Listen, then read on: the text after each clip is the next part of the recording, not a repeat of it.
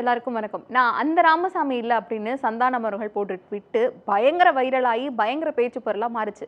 எதுக்காக போட்டிருக்காருன்னா, வடக்குப்பட்டி ராமசாமி படத்துக்காக தான் போட்டிருக்காரு. வடக்குப்பட்டி ராமசாமி படம் எப்படி இருக்கு அப்படிங்கிறத பார்த்துடலாம். வடக்குப்பட்டி ராமசாமி படத்தோட கதை என்ன அப்படின்னா, ஊர்ல கடவுளோட பேரை சொல்லி நிறைய தில்லுமுள்ளு பண்ணி மக்கள்கிட்டேருந்து பணத்தை ஆட்டை போட்டுட்டு இருக்காரு சந்தானம் அவர்கள் கூட்டாளி. அதை அவங்க எப்படி மக்கள்லாம் கண்டுபிடிக்கிறாங்க அப்படிங்கிறதும், கண்டுபிடிச்சவரும் அதை எப்படி சமாளிக்கிறாரு அப்படிங்கிறது தான் வடக்குப்பட்டி ராமசாமி படத்தோட கதை.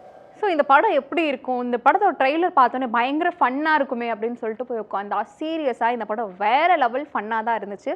த்ரூ அவுட்டாக அவங்க ஒரு காமெடி அப்படிங்கிறத ஃபுல்லாக கேரி பண்ணிட்டு வந்திருக்காங்க. ஆனால் காமெடி இல்லாத மற்ற இடங்கள்லாம் பெருசாக ஒர்க் அவுட்டே ஆகலை, அதான் உண்மை. காமெடிங்கிற போர்ஷனை மட்டும் அடித்து தூள் கிளப்பியிருக்காங்க.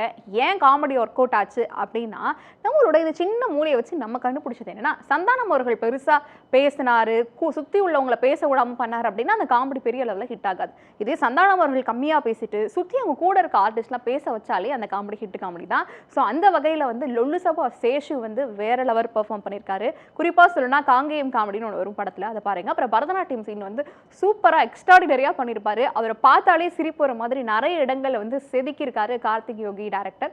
ஸோ இதை தாண்டி ஒரு சீன் இருக்கு. நிழல்கள் ரவி அவர்களும் லொல்லு சபா சேஷுவும் ரெண்டு பேரும் சேர்ந்து மெட்ராஸை எப்படி கேரி ஆன் பண்ணி வராங்க அப்படிங்கிறது, அந்த சீன் ரொம்ப அழகாக எலவேட் பண்ணி ரெண்டு பேரோட பெர்ஃபார்மன்ஸும் ஒரு ஹிலாரியஸ், ஒரு லாஃபிங் ராய்ட் மாதிரி இருந்துச்சு. எல்லாருமே அப்படி உழுந்து சிரிச்சிட்டு இருந்தாங்க தியேட்டரில். ஸோ அந்த அளவுக்கு ஹியூஜ் ரெஸ்பான்ஸ் தான் இந்த பர்டிகுலர் சீன்ஸுக்கெல்லாம். எல்லாம் தாண்டி லொல்லு சபா மாறன் ஒரு அடுக்கடுக்காக டைலாக் சொல்லி பயங்கரமாக பஞ்சில் நம்மளாம் அசர வைக்கிற மாதிரி காமெடியெல்லாம் பண்ணிட்டு இருந்தாரு. இதெல்லாம் தாண்டி நிழல்கள் ரவி அவர்களோட பெர்ஃபார்மன்ஸ், டிக்கிலோட படத்துக்கு அப்புறமே அவரோட பெர்ஃபார்மன்ஸ் இந்த நிறைய இடங்களை ஒரு யூஸ் பண்ணிக்கலாம், காமெடிக்கலாம் அப்படின்னு சொல்லிட்டு கேரி ஆன் பண்ணிட்டு வராங்க. அவர் மேஜர் அப்படிங்கிற சொல்லிட்டு ஒரு கேரக்டரில் வராரு. மேஜராக ஒரு ஆர்மியில் எப்படி இருப்பாங்க, ஒரு ஸ்ட்ரிக்டான ஆஃபீஸர் கூட இப்படி நம்மளை சிரிக்க வைப்பாரா அப்படிங்கிற மாதிரி அவரோட பெர்ஃபார்மன்ஸுமே ரொம்ப சூப்பராக கேரி அவுட் பண்ணிட்டு வந்தாங்க. அதுக்கப்புறம் கூல் சுரேஷ் எப்பப்பா இவர் காமெடி பண்ணுவாருன்னு கேட்டவங்களாம் இந்த படத்தில் அவருக்கு நிறைய டைலாக்ஸே கொடுக்காம அவர் பண்ணுற ஆக்ஷன்ஸ்லேயே பயங்கரமாக நம்மளை சிரிப்பு வைக்கிற மாதிரி விஷயங்கள் பண்ணியிருக்காங்க. உண்மையாகவே இந்த படம் நான் இந்த கான்செப்ட் இந்த லாஜிக்லாம் எதுவுமே பார்க்காம த்ரூ அவுட்டாக நான் என்டர்டைன்மெண்ட் பண்ண பிடிக்கும், நான் ஃபுல்லாக சிரிச்சுட்டே இருக்கலாம் அப்படின்னு சொன்னால் இந்த படத்தை பார்க்கலாம். ஸோ அந்த மாதிரியான செட்டப் காஸ்டிங் தான் இந்த படத்தை கொண்டு வச்சுருக்காங்க. இதெல்லாம் தாண்டி MS பாஸ்கர் அவர்கள் அவர் சீரியஸான கேரக்டர், சீரியஸான ரோல், நமக்கு கூட நெருக்கமாக இருக்கவங்களாம் அப்படி ஒருத்தவங்க இருப்பாங்க. அவங்க இப்படி பெர்ஃபார்ம் பண்ணால் நமக்கு அவர் சீரியஸாக இருக்கவங்க ஏதாவது சில விஷயங்கள் தத்துவமாக பேசுவாங்க, திடீர்னு அவங்க பண்ணுற விஷயங்கள் நமக்கு சிரிப்பாக வரும். அந்த விஷயத்துக்கு பொருத்தமாக 10 பொருத்தமும் பக்காவாக இருக்கவர் தான் MS பாஸ்கர். ஸோ அவர் பெர்ஃபார்மன்ஸுமே படத்தில் ஓரளவு சூப்பராக இருந்துச்சு.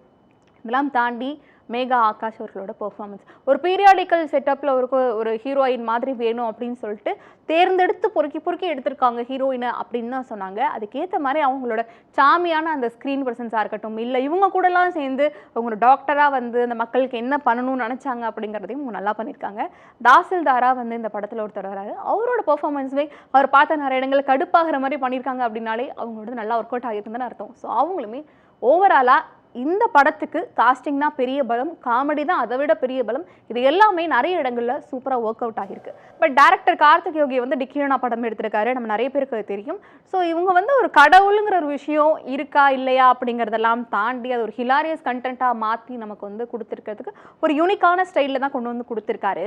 ஆனால் கதை என்னமோ சரியான பழைய கதை தான் சொல்லணும். ஏன்னா இதே மாதிரி பாணியில் நம்ம நிறைய படம் பார்த்துருப்போம். அதே பாணியில் தான் இந்த படத்தையுமே இவங்க ரிலீஸ் பண்ணியிருக்காங்க.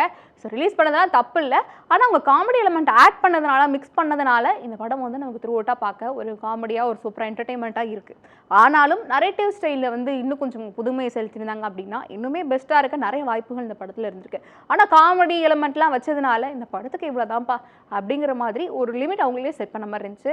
அதே மாதிரி இந்த படத்துக்கு ஜான் விஜய் அண்ட் ரவி மரியா இவங்களோட காம்பினேஷனும் பெரிய அளவில் ஒர்க் அவுட் ஆகியிருக்குன்னு தான் சொல்லணும். இதுக்கெல்லாம் முக்கிய காரணம் என்னென்னா காமெடிங்கிற ஒரு எலிமெண்ட் தான். அதை தாண்டி இந்த படத்தில் கதை, இந்த லாஜிக் அப்படிலாம் பார்க்குறேன்னா கண்டிப்பாக இந்த படம் நமக்கான படமே கிடையாது.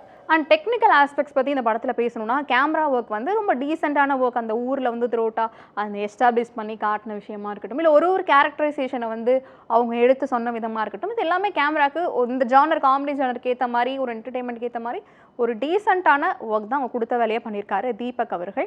அதே மாதிரி இந்த படத்துக்கு எடிட்டிங்குமே சரி, அப்புறம் இந்த படத்துக்கான பேக்ரவுண்ட் ஸ்கோரிங் போட்ட ஷான் ரொனால்டோ இருக்கட்டும், இவங்களோட இந்த ஒர்க்ஸ் எல்லாமும் இந்த படத்துக்கு நிறைய இடங்களில் காலகட்டங்களில் தேவைப்பட்டுச்சு. இந்த படத்தோட பேக்ரவுண்ட் ஸ்கோரும் மியூசிக்கும் ரொம்ப ஒரு அத்தியாவசிய தேவை மாதிரி ஆயிடுச்சு. ஸோ அதெல்லாமும் ரொம்ப பக்காவாக பார்த்து தான் பண்ணியிருக்காங்க.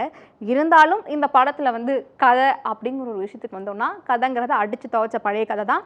ஆனாலும் காமெடி எலமெண்ட் அப்படிங்கிற விஷயத்துக்காக இந்த படத்தை வந்து பார்க்கலாம். ஸோ இந்த படத்தில் என்னதான் இவ்வளோ பாசிட்டிவான விஷயங்கள்லாம் இருந்தாலும், இந்த படத்தில் லாஜிக் மிஸ்டேக்காக இருக்கட்டும், இல்லைனா ஒரு உமன் பாடி ஷேமிங் பண்ணுறதா இருக்கட்டும், இல்லைனா அவங்களுக்குள்ளே கலாய்ச்சிக்கிறப்போ ஒருத்தவங்க வந்து பயங்கரமாக தாக்கி பேசிக்கிற விஷயமா இருக்கட்டும், இதை எல்லாமே இந்த யூஸ்வலாக இவங்க படத்தில் இருக்கிறது இருந்துக்கிட்டே தான் இருக்குது.